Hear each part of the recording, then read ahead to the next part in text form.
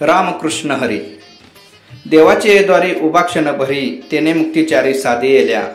हरिमुखे म्हणा पुण्याची गणना कोण करी। असोने संसारी जीवे वेगू करी, वेदशास्त्र उभारी बाह्य सदा। ज्ञानदेव म्हणे व्यासांची आखुना, द्वारकेचा राणा पांडवा घरी। हरिपाठामधील या अभंगात माऊली सांगतात की देवाच्या द्वारात क्षणभर उभे राहून मुखाने तुम्ही देवाचे नामस्मरण केले, म्हणजेच हरिहरी म्हणालात तर सलोकता, समीपता, स्वरूपता व सायुज्यता ह्या 4 मुक्ती मिळतात।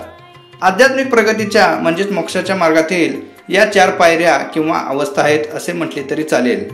या प्रत्येक अवस्थेत माणसाला काही विशिष्ट गोष्टींचे ज्ञान होत असते, त्याचबरोबर अगणित पुण्याची प्राप्ती होत जाते आणि विशेष शक्ती प्राप्त होत जाईल।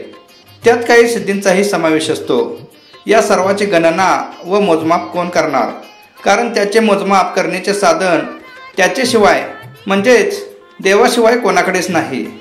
म्हणजेच देवाचे द्वारी उभा क्षण भरी, तेने मुक्तिचारी साधे येल्या। हरिमुखे म्हणा पुण्याची गणना कोण करी। पुढे माऊली सांगतात की असोनी संसारी जीवे वेगू करी, वेदशास्त्र उभारी बाह्य सदा। ज्ञानदेव म्हणे व्यासाची आखुना, द्वारकेचा राणा पांडवा घरी।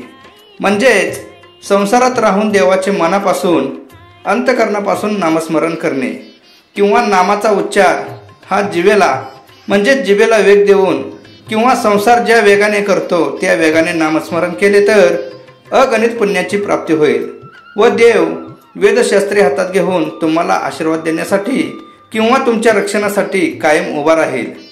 द्वारकेचा राणा भगवान श्रीकृष्ण ज्याप्रमाणे पांडवांच्या घरी त्यांचा सांभाळ करण्यासाठी नित्य राबले, त्याप्रमाणे परमात्मा तुमच्या घरी तुमचा योगक्षेम वाहण्यासाठी सदैव वास करतील असे ज्ञानेश्वर माऊली या अभंगात सांगतात। परंतु नाम कोणते व कसे घ्यायचे, देवाचे द्वार नक्की कुठे आहे हे जर जाणून घ्यायचे असेल तर सद्गुरूंची भेट होणे महत्वाचे आहे। सद्गुरू सारखा अस्तापाटी राखा, इतरांची लेखा कोण करी।